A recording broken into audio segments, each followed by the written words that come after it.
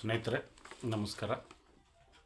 ಇವತ್ತು ಈ ವಿಡಿಯೋ ಮಾಡೋದ್ರ ಉದ್ದೇಶ ಏನಂದರೆ, ಒಂದು 3 ವರ್ಷದ ನಂತರ ನಮ್ಮ ಕರ್ನಾಟಕ ಸರ್ಕಾರದ ಕನ್ನಡ ಮತ್ತು ಸಂಸ್ಕೃತಿ ಇಲಾಖೆ ಏನಪ್ಪ ಅಂದರೆ,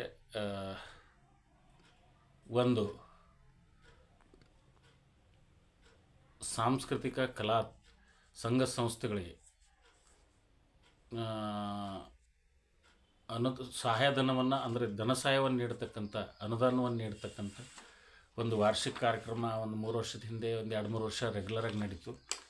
ಅದಾದಮೇಲೆ ಈಗ 3 ವರ್ಷದ ನಂತರ ಪುನಃ ಪ್ರಾರಂಭವಾಗ್ತಾಯಿದೆ 25-26ನೇ ಸಾಲಿಂದು.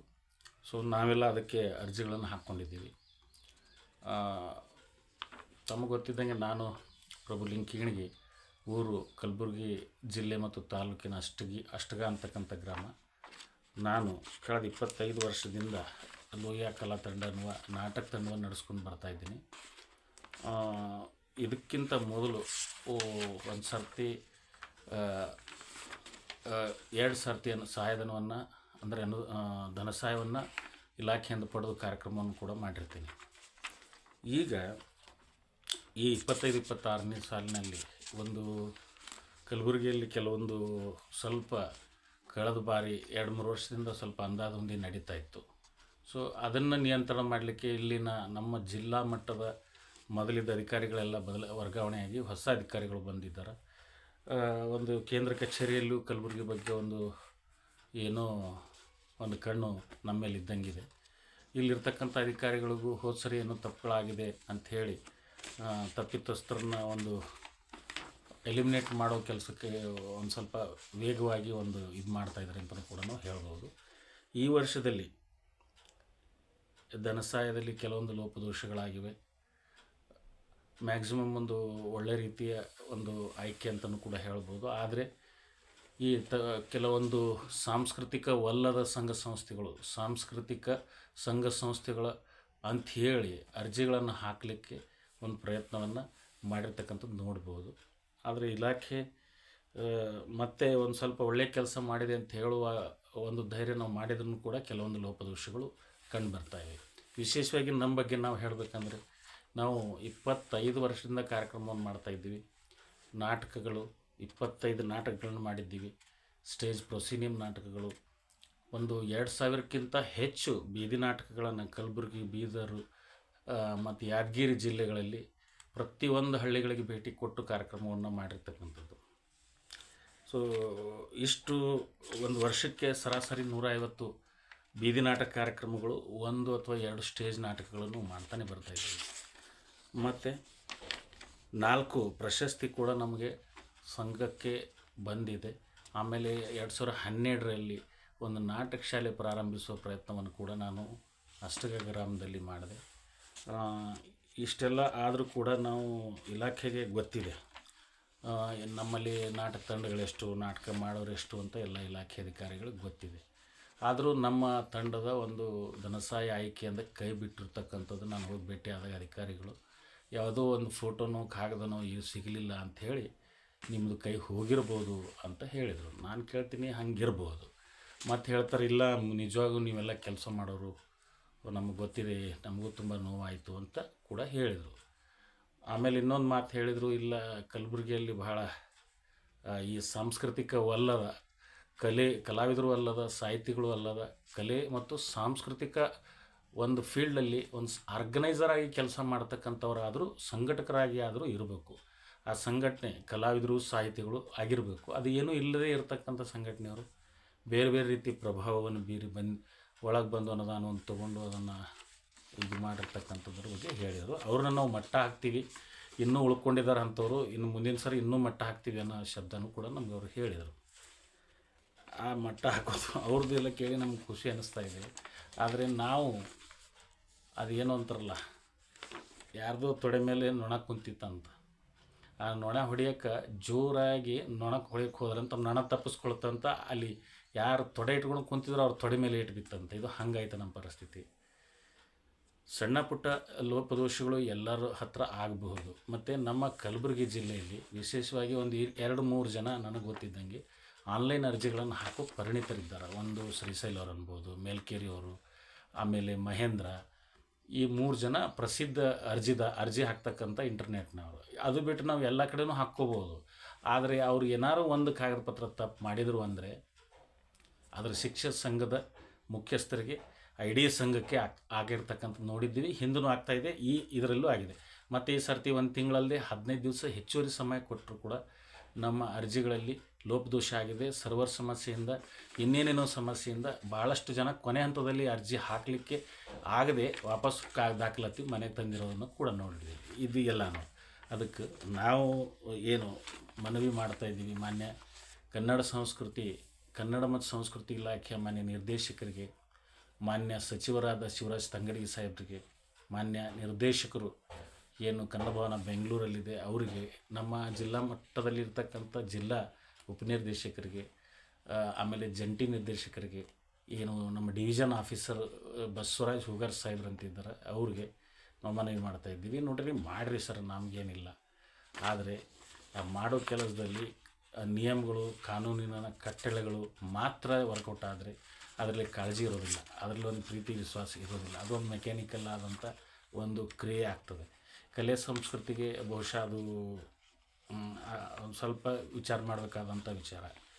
ಅದಕ್ಕೆ ನಮ್ಮ ಸಂಘದ ನಮ್ಮದು ಲೋಹಿಯಾ ಕಲಾ ತಂಡದ ಅರ್ಜಿಯನ್ನು ತಾವು ಮರುಪರಿಶೀಲನೆ ಮಾಡಿರಿ.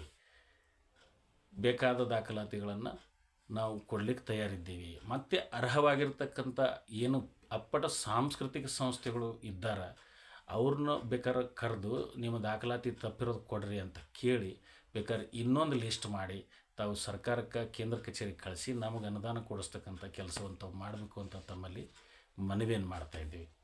ಮತ್ತು ನಮಗೆ ತಿಳಿದ ಮಟ್ಟಿಗೆ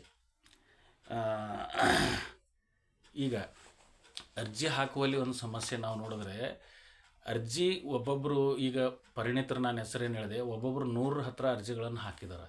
ನಾವೆಲ್ಲ ಅವ್ರ ಹತ್ರ ಅರ್ಜಿ ಹಾಕೋಕ್ಕೆ ಡಾಕ್ಯುಮೆಂಟ್ಸ್ ತೊಗೊಂಡು ಓಡಾಡಿದ್ರು ಕೂಡ ಅವ್ರ ಫೋನ್ ಕೂಡ ಎತ್ತಿಲ್ಲ. ಅಂದ್ರೆ ಅವ್ರು ತಪ್ಪಂತ ನಾನು ಹೇಳಲ್ಲ. ಈಗ ಅಲ್ಲಿ ಎದುರು ಕುಂತು ಒಂದು 10 ಜನ ನಮ್ದು ಹಾಕ್ರಿ ಅಂತ ಹೇಳಿ ಅವರಿಗೆ ಆ ಒತ್ತಡ ಮಾಡುವಾಗ ಬೇರೆಯವ್ರ ಅರ್ಜಿ ಹಾಕಲಿಕ್ಕೆ ಅದು ಕಷ್ಟ ಆಗ್ತಾಯಿದೆ. ಬೇರೆ ಅವರಿಗೆ ಅನುಭವ ಇಲ್ಲ, ಅವ್ರು ಹಾಕ್ತಾರೆ, ಏನೋ ಒಂದು ತಪ್ಪು ಮಾಡ್ತಾರೆ, ಸಂಘದವ್ರಿಗೆ ಅದು ಒಂದು ಏನದ ಆ ಸಂಘದ ಒಂದು ಅದೇನು ಧನಸಹಾಯಕ್ಕೇನು ಪರಿಗಣನೆ ಮಾಡಬೇಕು, ದಾಖಲಾತಿ ತಪ್ಪಿನಿಂದ ಅವ್ರನ್ನ ಹೊರಗೆ ಹಾಕ್ತಕ್ಕಂಥದ್ದು ಕೂಡ ನೋಡ್ತಾಯಿದ್ದೀವಿ.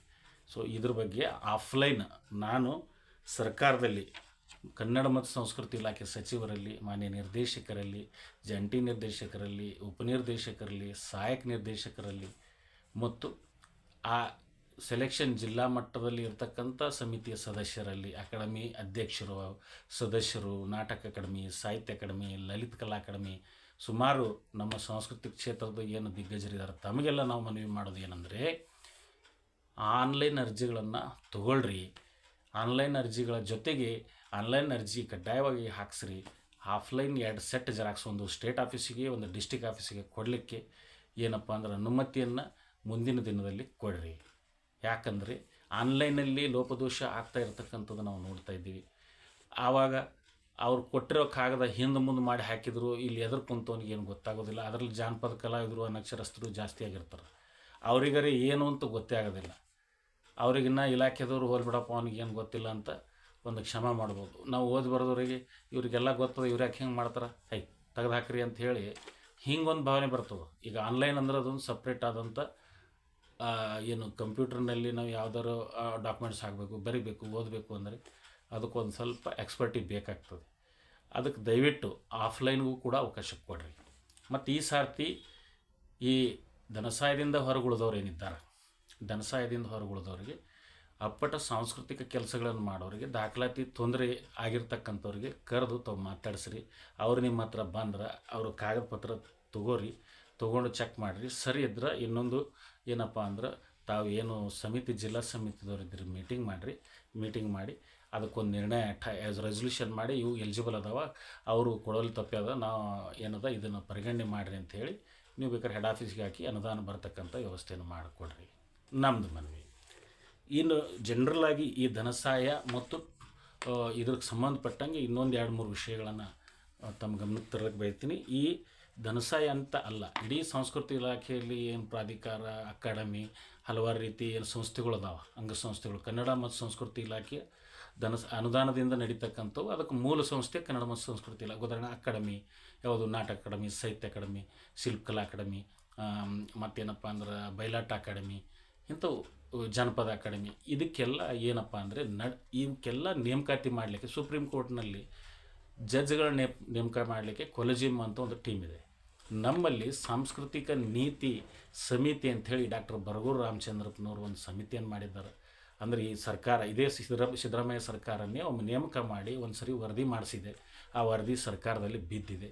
ಅದನ್ನು ಕನ್ನಡ ಮತ್ತು ಸಂಸ್ಕೃತಿ ಇಲಾಖೆಗೆ ಜಾರಿ ಮಾಡಿದರೆ ಇಲ್ಲಿರ್ತಕ್ಕಂಥ ಅಂಗಸಂಸ್ಥೆಗಳಲ್ಲಿ ನಾನು ಹೇಳ್ತಕ್ಕಂಥದ್ದು ರಾಜಕೀಯ ಹಸ್ತಕ್ಷೇಪ ಕಡಿಮೆ ಆಗ್ತದೆ. ಆ ವರದಿ ಜಾರಿ ಮಾಡಿದ್ರೆ ಅಲ್ಲಿರ್ತಕ್ಕಂಥವ್ರು ನಿಜವಾಗ್ಲೂ ಏನಪ್ಪ ಅಂದರೆ ಹಾಡುವ ಕಠಿಣ ಕೆಲಸಗಾರರು, ಆ ಕ್ಷೇತ್ರದಲ್ಲಿ ದುಡಿದಿರ್ತಕ್ಕಂಥ ಗಣ್ಯರು ಆಯಾ ಒಂದು ಅಕಾಡೆಮಿಗೆ, ಪ್ರಾಧಿಕಾರಕ್ಕೆ ಅಥವಾ ರಂಗಾಯಣಗಳಿಗೆ ಅವರು ಬಂದು ಕುಂತರೆ ಅಲ್ಲಿ ಉತ್ತಮವಾದ ಕೆಲಸಗಳು ನಾವು ನಿರೀಕ್ಷೆ ಮಾಡಲಿಕ್ಕೆ ಸಾಧ್ಯ ಇದೆ.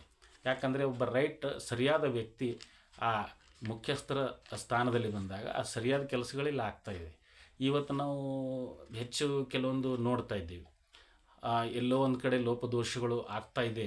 ಯಾಕೆಂದರೆ ರಾಜಕೀಯ ಹಸ್ತಕ್ಷೇಪ ನೋಡಿದರೆ ನಾವು ಒಂದು ಪೇಪರ್ನಲ್ಲಿ ಒಂದು ಬರ್ತಾ ಇರ್ತದೆ, ನಾವು ಒಂದು ನಿರೀಕ್ಷೆ ಮಾಡಿರ್ತೀವಿ ಒಂದೇನೋ ಹಿಂಗೆ ಆಗ್ಬೋದು ಅಂತ. ನಾವು ಫುಲ್ ಟೈಮರ್ಸು ನಮಗೆ ಗೊತ್ತಿದೆ ಹಿಂಗಾಗ್ಬೋದು, ಇವ್ರಿಗೆ ನೇಮಕಾತಿ ಆಗ್ಬೋದು, ಇವ್ರಿಗೆ ಇದು ಆಗ್ಬೋದು ನಾವು ಅಂದ್ಕೊಂಡಿರ್ತೀವಿ. ನಾವು ಅಂದ್ಕೊಂಡಿದ್ದೇ ಬೇರೆ ಇರ್ತದೆ, ಅದು ನಾಳೆ ಸರ್ಕಾರ ಬೇರೆನೇ ಮಾಡಿರ್ತದೆ. ಅದಕ್ಕೆ ಇಂಥವೆಲ್ಲ ಕಡಿಮೆ ಆಗಬೇಕು ಅಂದರೆ ಸಾಂಸ್ಕೃತಿಕ ನೀತಿ ಜಾರಿ ಮಾಡಬೇಕು. ಒಂದು ಡಾಕ್ಟರ್ ಬರಗೂರು ರಾಮಚಂದ್ರಪ್ಪ ಸಮಿತಿಯ ಸಾಂಸ್ಕೃತಿಕ ನೀತಿ ಜಾರಿ ಮಾಡಬೇಕು. ಎರಡನೇದಾಗಿ ಈ ಆನ್ಲೈನ್ ಧನಸಹಾಯದ ಒಂದು ಅತ್ಯಂತ ಮೇಜರ್ ಸಣ್ಣ ಪುಟ್ಟ ಪ್ರಾಯೋಜನೆ ಕಾರ್ಯಕ್ರಮ ವರ್ಷಿಡೀ ನಡೀತಾ ಇರ್ತವೆ. ಈ ಧನಸಹಾಯ ಬರೋದು ವರ್ಷಕ್ಕೆ ಒಂದೊಂದು ಸಾರಿ, 2 ವರ್ಷಕ್ಕೆ ಒಂದೊಂದು ಸಾರಿ ಬರ್ತಾ ಇರ್ತದೆ. ಅದಕ್ಕೆ ಮುಖ್ಯವಾಗಿ ಆನ್ಲೈನ್ ಜೊತೆ ಆಫ್ಲೈನ್ ಅರ್ಜಿಗಳನ್ನು 2 ಸೆಟ್, ಒಂದು ಸ್ಟೇಟಿಗೆ ಒಂದು ಡಿಸ್ಟಿಕ್ಕಿಗೆ ತೊಗೊಳ್ಬೇಕು. ಆನ್ಲೈನನ್ನು ತಾವು ಕಡ್ಡಾಯ ಮಾಡಿರಿ. ಆನ್ಲೈನನ್ನು ಕಡ್ಡಾಯ ಮಾಡೋದ್ರಿಂದ ತಮ್ಗೆ ಸರಳೀಕರಣ ಆಗ್ಬೋದು. ಆದರೂ ಆನ್ಲೈನ್ ಕಾಸ್ಟ್ಲಿ ಅಂತಕ್ಕಂಥದ್ದನ್ನು ಕೂಡ ನಾನು ಕಾಸ್ಟ್ಲಿ ಏನು 1,000 ರೂಪಾಯಿ ಕನಿಷ್ಠ ತೊಗೊಳ್ತಾ ಇದ್ದಾರೆ. ಮೊದಲೆಲ್ಲ 2,000 3,000 ಇತ್ತು, ಈಗ 1,000ಕ್ಕೆ ಬಂದಾರ. ಇದು ಕಾಸ್ಟ್ಲಿ ಕೂಡ. ಇನ್ನೊಂದು ಏನಪ್ಪ ಅಂದರೆ ಅಲ್ಲಿ ತಪ್ಪುಗಳಾಗೋ ಸಾಧ್ಯತೆ ಇದೆ, ಒತ್ತಡ ಜಾಸ್ತಿ. ಪರಿಣಿತರು 2-3 ನಮ್ಮ ಜಿಲ್ಲಾ ಮಟ್ಟದಲ್ಲಿ ಇದ್ದಾರೆ. ತಾವು ಹಂಗೆ ಆನ್ಲೈನೇ ಬೇಕಾದ್ರೆ ಬೇಕಾದ್ರೆ ತಾಲೂಕಕ್ಕೊಬ್ಬರು CSC ಸೇವಾ ಸಿಂಧು ಯಾರನ್ನಾದರೂ ತಾವು ಇಲಾಖೆ ಕಡೆಯಿಂದ ಅವರಿಗೆ ಒಂದು ಸ್ವಲ್ಪ ಟ್ರೈನಪ್ ಮಾಡಿ, ಅಥವಾ ಯಾವುದಾದ್ರು ಗುಡ್ ಕ್ವಾಲಿಟಿ ಒಂದು PPT ವಿಡಿಯೋ ಮಾಡಿ ಇಂಟರ್ನೆಟ್ಗೆ ಹಾಕಿದರೆ ಅದನ್ನು ನೋಡಿಕೊಂಡು ಬೇರೆಯವರು ಅದು ಹಾಕ್ಲಿಕ್ಕೆ ಅನುಕೂಲ ಆಗ್ತದೆ. ಬೇಕಾದ್ರೆ ಯಾರು ಸ್ವಲ್ಪ ಮಾಹಿತಿ, ಕಂಪ್ಯೂಟರ್ ನಾಲೆಜ್ ಇರುವ ಕಲಾವಿದರುಗಳಿಗೆ ಅಲ್ಲಿ ಅರ್ಜಿಯನ್ನು ನಾವು ಹಾಕ್ಕೋಬೋದು. ಇದು ಒಂದು. ಎರಡನೇದೇನಪ್ಪ ಅಂತಂದರೆ, ಈಗ ನಾವು ಇಲ್ಲಿ ಬರ್ತಕ್ಕಂಥ ಏನು ಅಂದರೆ ನಮ್ಮದು ಮುಖ್ಯವಾಗಿ ಇಲ್ಲಿ ಬರ್ತಕ್ಕಂಥದ್ದೇನು ನಮ್ಮಲ್ಲಿ ಮುಖ್ಯವಾಗಿ ಸಮಸ್ಯೆ ಈ ನಿಯಮಗಳು ಅಂತ ಮಾಡಿದ್ದಾರೆ. ಅದು ಒಂದು ಜಿಲ್ಲಾ ಸಮಿತಿ ಇದೆ, ರಾಜ್ಯ ಸಮಿತಿ ಇದೆ, ಅದೆಲ್ಲ ಸರಿ. ಈ ಮುಚ್ಚಳಿಕೆ ಪತ್ರ ಅಂತ 100 ರೂಪಾಯಿದೊಂದು ಸ್ಟ್ಯಾಂಪನ್ನು ಪ್ರತಿ ವರ್ಷ ನಾವು ಬರೆದು ಕೊಡ್ತಾ ಇದ್ದೀವಿ ಅವರಿಗೆ. ಅಂದರೆ ನಾವು ಹಿಂಗೆ ಮಾಡಿ ಕೆಲಸಗಳನ್ನು ಮಾಡಬೇಕು, ಒಂದು ವೇಳೆ ಹಿಂಗೆ ಮಾಡಿಲ್ಲ ಅಂದರೆ ನಿಮ್ಮ ವಿರುದ್ಧ ಕ್ರಮ ತಗೊಳ್ತೀವಿ ಅಂತಕ್ಕಂಥ ವಿಚಾರ. ಈ ಮುಚ್ಚಳಿಕೆ ಪತ್ರ 100 ರೂಪಾಯಿ ಛಾಪಾ ಕಾಗದದಲ್ಲಿ ಪ್ರತಿ ವರ್ಷ ಈ ಅನುದಾನ ಜೊತೆ ಬರೆಸ್ಕೊಳ್ಳಲಾಗ್ತಾ ಇದೆ. ಒಂದನೇ ಷರತ್ತು ಏನಿದೆ ಮುಚ್ಚಳಿಕೆ ಪತ್ರದಲ್ಲಿ, ಯಾವ ಸಾಂಸ್ಕೃತಿಕ ಸಂಘ ನಾವು ಅರ್ಜಿ ಹಾಕ್ತಾ ಇದ್ದೀವಿ ಆ ಸಾಂಸ್ಕೃತಿಕ ಸಂಘದ ಪದಾಧಿಕಾರಿಗಳು 50% ಸಾಹಿತಿ ಕಲಾವಿದರಾಗಿರಬೇಕು. ಇದು 1ನೇ ಷರತ್ತು. ಸೊ ಈಗಿನ ಸಂಘ ನಾವು ನೋಡಿದರೆ ಕಲಬುರಗಿ ಇರ್ಬೋದು ಅಥವಾ ರಾಜ್ಯ ಇರ್ಬೋದು, ಏನೋ ಇರ್ಬೋದು, ಅಲ್ಲೆಲ್ಲ ನೋಡಿದರೆ ಬೆರಳೆಣಿಕೆಯಷ್ಟು ಪದಾಧಿಕಾರಿಗಳು ಈ ಸಾಂಸ್ಕೃತಿಕ ಸಂಘ ಅಂತ ಏನು ಅರ್ಜಿ ಹಾಕ್ಕೊಂಡಿದ್ದಾರೆ, ಕಲೆ ಸಾಹಿತ್ಯಕ್ಕೆ ಸಂಬಂಧಪಟ್ಟವರು ಭಾಳ ಬೆರಳೆಣಿಕೆಯಷ್ಟು ಜನ ಅಂತ ನಾವು ಹೇಳ್ಬೋದು. ಇಲ್ಲಿ ಅದರಲ್ಲಿ ಬೇರೆ ವಿಷಯ ಗೊತ್ತಿಲ್ಲ, ಬೇರೆ ವಿಷಯದ ಪರಿಣಿತರವರೆಲ್ಲ, ಕಲೆ ಸಾಹಿತ್ಯಕ್ಕೆ ಏನಪ್ಪ ಅಂದರೆ ಪರಿಣಿತರಲ್ಲ ಅಂಥವ್ರು ಇದ್ದಾರೆ ಅಲ್ಲಿ. ಅದಕ್ಕೆ ಧನಸಹಾಯ ಪಡಿತಕ್ಕಂಥವ್ರು ಕಂಪಲ್ಸರಿಯಾಗಿ 50% ಕಲೆ ಮತ್ತು ಕಲಾವಿದರು ಸಾಹಿತಿಗಳು ಆಗಿರಲೇಬೇಕು. ಮತ್ತು ಸಂಘದಲ್ಲಿ ಮೆಂಬರ್ ಚೇಂಜ್ ಮಾಡಲಿಕ್ಕೂ ಕೂಡ ಅವಕಾಶ ಇದೆ. ಕಲಾವಿದರು ಸಾಹಿತಿಗಳನ್ನು ತಾವು ಸಂಘದ ಪದಾಧಿಕಾರಿಗಳನ್ನಾಗಿ ಮಾಡಿ ಬೇರೆ ಪರಿಣಿತರನ್ನು ಬೇರೆ ಒಂದು ವಿಷಯದ ಸಂಘ ಸಂಸ್ಥೆ ಇದ್ದಿರ್ಬೇಕಾದ್ರೆ ಅಲ್ಲಿಗೆ ಹಾಕ್ಕೊಂಡು ಸಂಘವನ್ನು ಕನಿಷ್ಠ ಮಟ್ಟ ಒಂದು 10 ಜನ ಸಂಘದಲ್ಲಿದ್ದರೆ 5 ಜನ ಕಲಾವಿದರು ಮತ್ತು ಸಾಹಿತಿಗಳು ಇರತಕ್ಕಂಥ ವ್ಯವಸ್ಥೆ ಈಗಂತೂ ನನಗೆ ಗೊತ್ತಿರೋ ಪ್ರಕಾರ ಸ್ವಲ್ಪ ಇದೆ, ಬಹಳ ಇಲ್ಲ. ಇನ್ನು ಮುಂದೆ 50% ಕಡ್ಡಾಯ ಮಾಡಬೇಕು ಅಂತ ನಾನು ಇಲಾಖೆಯಲ್ಲಿ ಮನವಿ ಮಾಡ್ತಾಯಿದ್ದೀನಿ. ಎರಡನೇದು, ಏನು ಷರತ್ತು ಎರಡನೇದು, ಸಾಂಸ್ಕೃತಿಕ ಸಂಘ ಸಂಸ್ಥೆಗಳು ಇಲಾಖೆಯಿಂದ ಪಡೆಯುವ ಅನುದಾನದ ಪೂರ್ಣ ಮೊತ್ತವನ್ನು ಕಲಾವಿದರಿಗೆ ಹಂಚಿಕೆ ಮಾಡಬೇಕು. ಸಂಘಟನಾತ್ಮಕ ಮತ್ತು ಇತರೆ ಖರ್ಚವನ್ನು ಯಾವ ಸಾಂಸ್ಕೃತಿಕ ಸಂಘಟನೆ ಅರ್ಜಿ ಹಾಕ್ಕೊಂಡು ಧನಸಹಾಯ ತಗೊಳ್ತಾ ಇದೆ ಅದು ಸ್ವಂತ ಭರಿಸಬೇಕು. ಇದು ನಾವು ಮೊದಲಿನಿಂದ ಇದೆ. ಮಧ್ಯಕ್ಕೆ ಏನಪ್ಪ ಅಂದರೆ, ಈಗ ಅನುದಾನ ಮೊದಲು ಕೊಟ್ಟು ಆಮೇಲೆ ಕೆಲಸ ಮಾಡಿ ವರದಿಯನ್ನು ಈಗ ಕೊಡ್ತಾ ಇದ್ದೀವಿ. 1 ವರ್ಷ ಏನು 2 ವರ್ಷ ಮೊದಲು ಡೈರೆಕ್ಟ್ ಕಲಾವಿದರ ಕಡೆಯಿಂದ ಕಾರ್ಯಕ್ರಮ ಮಾಡಿಸಿ ಅವ್ರ ಅಕೌಂಟಿಗೆ RTGS ಮೂಲಕ ದುಡ್ಡು ಹಾಕಿ ಅದರ ರಸೀದಿ ಅಂತಂದು ಹಚ್ಚಿ ಇಲಾಖೆಗೆ ಕೊಟ್ಟಾಗ ಅನುದಾನ ಬಿಡುಗಡೆ ಮಾಡಿರ್ತಕ್ಕಂಥದ್ದು ನಾವು ನೋಡಿದ್ವಿ. ಅದು ಎಷ್ಟು ಕಠಿಣ ಪರಿಸ್ಥಿತಿ ಅಂತಂದರೆ ಅದು ನಾವು ಅರ್ಜಿ ಹಾಕೋಕ್ಕೆ ಹೋಗಲಿಲ್ಲ. ಯಾಕಂದರೆ ಇಲ್ಲಿ ಏನು ಸಂಘದ ಸತ್ವಪರೀಕ್ಷೆ, ಇಲ್ಲಿ ಕಲಾವಿದರು ಕಲೆ ಅನ್ನೋದಕ್ಕಿಂತ ಹೆಚ್ಚಾಗಿ ಆರ್ಥಿಕವಾಗಿ ಇವರೇನೋ ತಪ್ಪು ಮಾಡ್ತಾರೆ ಅಂತಕ್ಕಂಥದ್ದು ಒಂದು ಇರಬಹುದು. ಯಾರೋ ಸ್ವಲ್ಪ ಸಾಂಸ್ಕೃತಿಕ ಅಲ್ಲದ ವ್ಯಕ್ತಿಗಳು ಏನೋ ಎಲ್ಲೋ ಒಂದೆರಡು ತಪ್ಪುಗಳು ಕೂಡ ಇವರು ನಮ್ಮವರು ಅವರು ಯಾರೋ ಮಾಡಿರಬಹುದು. ಹಂಗಂಥೇಳಿ ಹಣ ಒಂದೇ ನೀವು ಮೊದಲು ಕಟ್ರಿ ಅಂತಕ್ಕಂಥ ನೀತಿ 1-2-3 ವರ್ಷ ಇತ್ತು. ನಾವು ಅರ್ಜಿನೇ ಹಾಕಲಿಲ್ಲ, ಹೋಗ್ಲಿ ಬಿಡ್ರಿ ಅಂತೇಳಿ. ಅದು ಯಾಕೋ ಹೋಗಿ ಈಗ ಮತ್ತೆ ಇದು ಬಂದಿದೆ. ಏನು ಮೊದಲಿನ ಪದ್ಧತಿ, ಮೊದಲು ಅನುದಾನ ಕೊಡ್ತಾ ಇದ್ದಾರೆ, ಕೆಲಸಗಳನ್ನು ಮಾಡಿದ ಮೇಲೆ ಎಲ್ಲ ಅದರ ವರದಿ ಮಾಹಿತಿಯನ್ನು ಇಲಾಖೆಗೆ ಸಲ್ಲಿಸಬೇಕು. ಈಗಿರ್ತಕ್ಕಂಥದ್ದು ಇದು ವಾಸ್ತವದಲ್ಲಿ ಅಸಾಧ್ಯ ಮತ್ತು ಅವಾಸ್ತವ ಅಂತ ಆಗಿರ್ತಕ್ಕಂಥ ನಿಯಮ ಅಂತ ಹೇಳ್ಬೋದು. ಅದಕ್ಕೆ ಅನುದಾನದ ಮೊತ್ತ ಏನಿದೆ ಅದರಲ್ಲಿ 50% ಸಂಘಟನಾ ಖರ್ಚನ್ನು ಮಾಡಿಕೊಂಡು ಅದಕ್ಕೆ ಇನ್ನು ಬೇಕಾದ್ರೆ ಎಷ್ಟಾರ ಹಾಕ್ಕೊಂಡು ಅವರು ಸಂಘದ ಕಾರ್ಯಕ್ರಮ ಅದ್ಧೂರಿಯಾಗಿ ಮಾಡಲಿ. ಒಂದು 50% ಏನಪ್ಪ ಅಂದರೆ ಕಟ್ಟುನಿಟ್ಟಾಗಿ ಕಲಾವಿದರಿಗೆ ತಲುಪಿಸ್ರಿ ಅಂತ ಹೇಳಬೇಕು. ಒಂದು ನಿಯಮ ಮಾಡ್ಬೋದು ಈ ನನ್ನ ಲೆಕ್ಕ. ಮತ್ತು ಸಂಘ ಏನಿದೆ, ಸಾಂಸ್ಕೃತಿಕ ಸಂಘ ಧನಸಹಾಯ ತಗೊಳ್ಳೋರು, ಅವರು ಆ ಹಣವನ್ನು ಕಲಾವಿದರಿಗೆ ಅಷ್ಟು ಹಣವನ್ನು ತಲುಪಿಸ್ತಕ್ಕಂಥ ಪೋಸ್ಟ್ಮ್ಯಾನ್ ಕೆಲಸ ಮಾಡೋದರಿಂದ ಮಾಡೋದ ಒಂದು ಕೆಲಸ ಆದರೆ, ಮತ್ತು ಅವರು ಯಾಕೆ ಇಲಾಖೆ ಧನಸಹಾಯಕ್ಕೆ ಕಲಾವಿದರನ್ನು ಈಗ ನಾವು ಪ್ರಾಯೋಜನೆ ಕಾರ್ಯಕ್ರಮ ಮಾಡ್ತಾಯಿದ್ದೀವಿ. ಒಂದು ನಮ್ಮಲ್ಲಿ ಕಾರ್ಯಕ್ರಮಕ್ಕೆ ಕಲಾವಿದರ ತಂಡವನ್ನು ಕಳಿಸ್ರಿ, ಸಂಗೀತದವ್ರನ್ನ, ನೃತ್ಯದವ್ರನ್ನ, ನಾಟಕದವ್ರನ್ನ ಅಂತ ಇಲಾಖೆಗೆ ಅರ್ಜಿ ಕೊಟ್ಟು ಆನ್ಲೈನ್ ಈಗ ಒಂದು ವ್ಯವಸ್ಥೆ ಇದೆ. ಅದು ಆದಮೇಲೆ 15 ದಿನದೊಳಗೆ ಅಲ್ಲಿರೋ DD AD ಏನು ಮಾಡ್ತಾರೆ, ಚೆಕ್ ಮಾಡಿ ಅಲ್ಲಿಗೊಂದು ಕಲಾವಿದರ ತಂಡವನ್ನು ಕಳಿಸ್ತಕ್ಕಂಥದ್ದು ಈಗ ನಾವು ಇದೆ ಪ್ರಾಯೋಜನೆ ಕಾರ್ಯಕ್ರಮ. ಮತ್ತು ಹಾಗೆ ಮಾಡ್ಬೋದಲ್ಲ.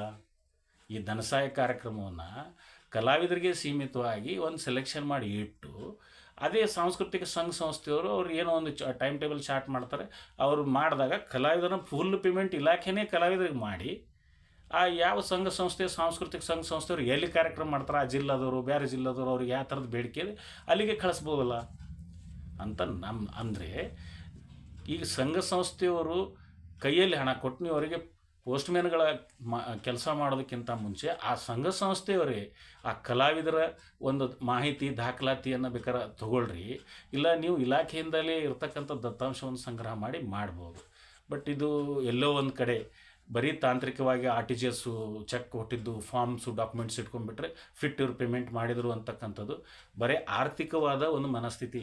ಅಂದರೆ ಸರಿಯಾದ ದಾಖಲಾತಿ ಪೇಮೆಂಟ್ ಮಾಡಿದ್ದಾರೆ ಇವರು ಅಂತಕ್ಕಂಥದ್ದು ಒಂದು ಚೆಕ್ಲಿಸ್ಟ್ಗೆ ನಾವು ಮೊರೆ ಹೋಗ್ತಕ್ಕಂಥದ್ದು ನಾವು ನೋಡ್ತಾ ಇದ್ದೀವಿ. ಇದು ವಾಸ್ತವದಲ್ಲಿ ಚೆಕ್ಲಿಸ್ಟು ಪೇಮೆಂಟ್ ಮಾಡಿರ್ತಕ್ಕಂಥ ಕಾಗದ ಪತ್ರಗಳನ್ನು ನೋಡಿ ಒಂದು ಸಾಂಸ್ಕೃತಿಕ ಸಂಘಟನೆಯನ್ನು ಒಂದು ಫಿಟ್ ಆದ ಸಂಘಟನೆ ಅಂತ ಹೇಳೋದು ಕಷ್ಟ. ನಿಜವಾಗ್ಲೂ ಪ್ರಾಕ್ಟಿಕಲಾಗಿ ಫುಲ್ ಟೈಮರಾಗಿ ಕೆಲಸ ಮಾಡೋರಿಗೆ ಅದರ ಕಷ್ಟ ಗೊತ್ತಿದೆ, ಇಲಾಖೆಗೂ ಅದು ಗೊತ್ತಿದೆ. ಅದು ಯಾಕೋ ಯಾವುದೋ ರೀತಿಯಲ್ಲಿ ಈ ಸಂಘಗಳನ್ನು ನಿಯಂತ್ರಣ ಮಾಡಲಿಕ್ಕೆ ಆ ನಿಯಮವನ್ನು ಮುಂದುವರಿಸ್ಕೊಂಡು ಬರ್ತಾ ಇದ್ದಾರೆ. ಮತ್ತು ಯಾರೂ ಅದ್ರ ಬಗ್ಗೆ ಕ್ವಶನ್ ಕೇಳ್ತಾ ಇಲ್ಲ. ಇರಲಿ ಬಿಡ್ರಿ ಸರ್, ಮಾಡ್ತೀವಿ ಅಂತ ಭಾವನೆಯಲ್ಲೇ ಎಲ್ಲರೂ ಇದ್ದಾರೆ. ಇದು ಒಂದು ಇದು ಇಲ್ಲಿ ಸಂಘದವ್ರನ್ನ ವಿಶ್ವಾಸಕ್ಕೆ ತಗೊಂಡು ಪ್ಯೂರ್ ಆಗಿ ಇರ್ತಕ್ಕಂಥ ಅಪ್ಪಟ ಸಾಂಸ್ಕೃತಿಕ ಸಂಘ ಸಂಸ್ಥೆಯವರಿಗೆ ಏನು ದುಡ್ಡು ಕೊಟ್ಟು ಮಾಡಿರಿ ಅಂತ ಹೇಳಿದರೆ ಮಾಡೇ ಮಾಡ್ತಾರೆ. ಮತ್ತು ಇಲ್ಲಿ ಕಲಾವಿದರಿಗೆ ಅಷ್ಟು ಸಂಘದವರು ಹಣ ಟ್ರಾನ್ಸ್ಫರ್ ಮಾಡಿ ಅದರ ರಸೀತಿ ಕಲೆಕ್ಟ್ ಮಾಡಿ ಅದನ್ನು ಫೈಲಿಗೆ ಹಾಕಿ ಅದರ ಲೆಕ್ಕ ಇಲಾಖೆಗೆ ಕೊಡೋದು ಸ್ವಲ್ಪ ಇದು ಯಾಕೋ ಕಷ್ಟ. ಅಂದರೆ ಇರ್ಬೋದು ಬೇರೆ ಏನು ಸೋರ್ಸ್ ಇದೆ ಅಂತಕ್ಕಂಥದ್ದು, ಎಲ್ಲಿ ನಮಗೆ ಏನು ಟಿಕೆಟ್ ಮಾಡಿದ್ರೆ ಹಣ ಬರ್ತಾ ಇದೆಯಾ, ಅಥವಾ ಬೇರೆ ಯಾರು ಕಾರ್ಪೊರೇಟ್ನವ್ರು ಸಹಾಯ ಮಾಡ್ತಾಯಿದ್ದಾರೆ, ಅಥವಾ ಬೇರೆ ಯಾವ್ದಾರ ಗ್ರ್ಯಾಂಟ್ಸ್ ಇದೆಯಾ. ತಾವು ಹೇಳ್ತೀರಿ ಬೇರೆ ಗ್ರ್ಯಾಂಟ್ಸ್ ಯಾವುದು ಇದಕ್ಕೆ ತಳಕ್ಕೆ ಹಾಕಬೇಡ್ರಿ, ಬೇರೆ ಯಾವುದು ಅನುದಾನ ಇದಕ್ಕೆ ಮಿಕ್ಸ್ ಮಾಡಿ ಅದರಲ್ಲಿ ಇದು ಕಾರ್ಯಕ್ರಮ ಇದರಲ್ಲಿ ಅದು ಮಾಡಬೇಡ್ರಿ ಅಂತ ಅದು ಇನ್ನೊಂದು ನಿಯಮ ಇದೆ, ಮುಂದೆ ಹೇಳ್ತೀನಿ ನಾನು, ಅದನ್ನು ಹೇಳ್ತಾ ಇದ್ದೀರಿ. ಸೊ ಇದು ಎಲ್ಲೋ ಇದನ್ನು ತಾವು ಸ್ವಲ್ಪ ಮರುಪರಿಶೀಲನೆ ಮಾಡಬೇಕು. ಇದನ್ನು ಒಂದು 50% ಆ ಸಾಂಸ್ಕೃತಿಕ ಸಂಘದವ್ರಿಗೆ ಖರ್ಚು ಮಾಡಲಿಕ್ಕೆ ತಾವು ಅನುಮತಿ ಕೊಡಬೇಕು. 50% ಪೇಮೆಂಟಾಗಿ ಅವರು ಸಾಂಸ್ಕೃತಿಕ ಸಂಘದವರು ಆ ಕಲಾ ತಂಡದವರಿಗೆ ಕಲಾವಿದರು ಪೇಮೆಂಟ್ ಮಾಡಲಿಕ್ಕೆ ವ್ಯವಸ್ಥೆ ಮಾಡಬೇಕು. ಒಂದು ವೇಳೆ ಹಂಗೆ ತಮಗೆ ಏನಾದರೂ ಸಮಸ್ಯೆ ಇದ್ದರೆ 50% ಅವರು ಸಾಂಸ್ಕೃತಿಕ ಸಂಘದವರು ಸೂಚಿಸುವ ಕಲಾವಿದರಿಗೆ ಕಲಾ ತಂಡಕ್ಕೆ ಡೈರೆಕ್ಟ್ ಇಲಾಖೆಯರ ಪೇಮೆಂಟ್ ಮಾಡ್ಬೋದು, ಇಲ್ಲ ಅವರೇ ಮಾಡ್ಬೋದು. ಅದೇನಾರು ಯೋಚನೆ ಮಾಡ್ಬೋದು. ಯಾಕಂದರೆ ಬರೀ ರಸೀದಿಗಳಿಗೆ ಬರೀ ಡಾಕ್ಯುಮೆಂಟ್ಸಿಗೆ ಕಟ್ಟು ದಯವಿಟ್ಟು ಬೀಳಬಾರ್ದು. ಕಲಾವಿದರು ಸಾಂಸ್ಕೃತಿಕ ಸಂಘದವರು ಅಂದಾಗ ಸಾಹಿತ್ಯ ಕಲಾವಿದರು 50% ಇದ್ದಾಗ ಅಂಥ ದೊಡ್ಡ ಆದಾಯ ಏನು ಅವರಿಗೆ ಹಿಂದೇನು ಸೋರ್ಸ್ ಇರೋದಿಲ್ಲ. ಇದ್ದವರು ಇದ್ದಾರೆ, ಸ್ವಲ್ಪ ಜನ ಇದ್ದಾರೆ. ಮ್ಯಾಕ್ಸಿಮಮ್ ಒಂದು ಸ್ವಲ್ಪ ಜನ ಕಷ್ಟದಲ್ಲಿ ನಮ್ಗೆ ಗೊತ್ತಿದ್ದಂಗೆ ಇಡೀ ರಾಜ್ಯದಲ್ಲಿ ನಾವೆಲ್ಲ ಓಡಾಡಿ ರಂಗಭೂಮಿ ಕೆಲಸ ಮಾಡಿ ನೋಡಿರೋದ್ರಿಂದ ಅಷ್ಟನ್ನು ಹಾಕಿ ಅಷ್ಟನ್ನು ನಾವು ಕಾಗದ ಪತ್ರ ತೋರಿಸ್ಕೋಬೋದು. ಅದು ಸ್ವಲ್ಪ ಕಷ್ಟ ಇದೆ. ಅದನ್ನು ತಾವು ಮರುಪರಿಶೀಲನೆ ಮಾಡಬೇಕು. ಮತ್ತಿನ್ನು ಹಿಂದೆ ಈಗ ನಾವು ಬೇರೆ ಡಿಪಾರ್ಟ್ಮೆಂಟಲ್ಲಿ ಈಗೇನಿದೆ, ನನಗೊಂದು ಪ್ರಾಯೋಜನೆ ಕಾರ್ಯಕ್ರಮ ಕೊಡ್ರಿ ಅಂತ ಹೇಳಿ ಎಡಿ ಅವ್ರಿಗೆ ಭೇಟಿ ಆಗ್ತೀವಿ ನಾವು ಪ್ರಾಯೋಜನೆ ಕಾರ್ಯಕ್ರಮಕ್ಕೆ.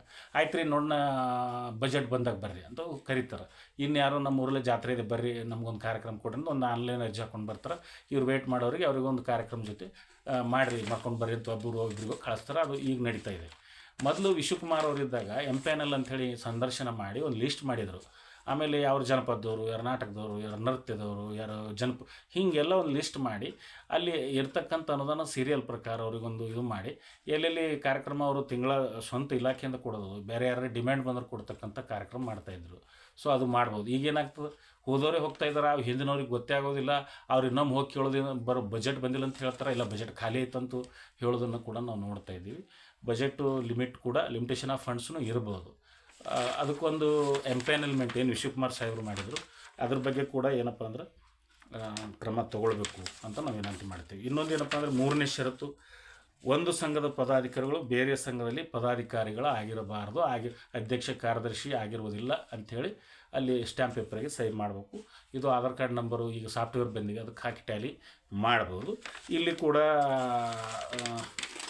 ಇಲಾಖೆ ಅಧಿಕಾರಿಗಳಿಗೆ ನಮಗೆಲ್ಲ ಗೊತ್ತಿರ್ತಕ್ಕಂಥದ್ದು ಸ್ವಲ್ಪ ಸಮಸ್ಯೆ ಇದೆ. ಆದರೆ ಈಗ ನಾವು ಕಲಾವಿದರ ಸಮುದಾಯ ಏನಿದೆ, ಈಗೇನು ಕಲಾವಿದರ ಸಮುದಾಯ ನಾವು ಕೂಡ ಏನಪ್ಪ ಅಂದರೆ ಸ್ವಲ್ಪ ಉದಾರ ಮನಸ್ಸಿನಿಂದ ಸಾಕು, ನಮಗೊಂದು ಸಂಘಟನೆ ಇದೆ ಸಾಕು ಅಷ್ಟಂತ ನಾವು ಕೂಡ ಇದು ಮಾಡಬೇಕು. ಎಲ್ಲನೂ ಕೆಲಸ ಇಲಾಖೆದವ್ರಿಗೆ ಸರ್ಕಾರದವ್ರಿಗೆ ಹಚ್ಚೋದು ನಮ್ಮದು ತಪ್ಪಾಗ್ತಾಯಿದೆ. ಇಲ್ಲಿ ಸಂಘಟನೆದವರು ಕೂಡ ದೊಡ್ಡ ಮನಸ್ಸು ಮಾಡಬೇಕು. ಏನಪ್ಪ ಅಂದರೆ ಸಾಕು, ಒಂದು ಸಂಘಟನೆಗೆ ನಾವು ಅನುದಾನ ತೊಗೊಳ್ಬೇಕು ಅಂತಕ್ಕಂಥ ನಿರ್ಧಾರಕ್ಕೆ ನಾವು ಬರಬೇಕು. ಈ ವಿಚಾರದಲ್ಲಿ ಸರ್ಕಾರಕ್ಕಿಂತ ಇಲಾಖೆಗಿಂತ ಹೆಚ್ಚು ನಾನು ಕಲಾವಿದರ ಸಮುದಾಯಕ್ಕೆ ಕೂಡ ಮನವಿಯನ್ನು ಮಾಡ್ತಾಯಿದ್ದೀನಿ. ಇನ್ನು 4ನೇ ಷರತ್ತು ಏನಪ್ಪ ಅಂದರೆ ಸದರಿ ಧನಸಹಾಯ ಕಾರ್ಯಕ್ರಮವನ್ನು ಬೇರೆ ಉದ್ದೇಶದ ಅನುದಾನದ ಕಾರ್ಯಕ್ರಮದಲ್ಲಿ ಮಾಡಬಾರ್ದು. ಏನು ಎಲ್ಲೋ ಒಂದೆರಡು ಕಡೆ ತಪ್ಪಾಗಿರಬಹುದು, ಅದು ಮಾಡಬಾರ್ದು. ಅದು ಓಕೆ, ನಾ ಇದನ್ನು ಒಪ್ಪೋಣ. ಮತ್ತು ಈಗ ಲಕ್ಷಗಟ್ಟಲೆ ಒಂದು 2 ಲಕ್ಷ 3 ಲಕ್ಷ 2.5 ಲಕ್ಷ ನಾವು ತೊಗೊಂಡಿರ್ತಕ್ಕಂಥ ಕಲಾವಿದರದ್ದು ಕಾರ್ಯಕ್ರಮಗಳಲ್ಲಿ ಕಲಾವಿದರಾಗಿ ಕೆಲಸ ಮಾಡೀವಿ, ಕೆಲವೊಂದು ನೋಡಿದ್ದೀವಿ. ಅಲ್ಲೇನಾಗ್ತಾಯಿದೆ, ಒಂದು ಕಾರ್ಯಕ್ರಮ ಅದ್ದೂರಿ ವೇದಿಕೆ ಇರ್ತದೆ, ಅತಿಥಿಗಳು ಅವ್ರು ಬರ್ತಾರೆ, ಜನರು ಸೇರಿಸ್ತಾರೆ, ಊಟದ ವ್ಯವಸ್ಥೆ ಮಾಡಿರ್ತಾರೆ.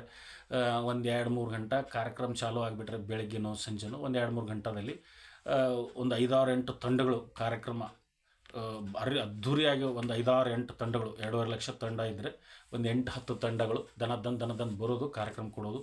ಹೀಗೆ ಒಂದು ರಾತ್ರಿ ಬೆಳಗ್ಗೆ ಸಂಜೆಗಳಿಗೆ ಚಾರದ್ರೆ ರಾತ್ರಿ 11 ಗಂಟೆ 12 ಗಂಟೆಗೆ ಮುಗೀತು. ಬೆಳಗ್ಗೆ 9-10 ಗಂಟೆಗೆ ಚಾಲು ಆದರೆ ಮಧ್ಯಾಹ್ನ 2 ಗಂಟೆಗೆ ಮುಗೀತು.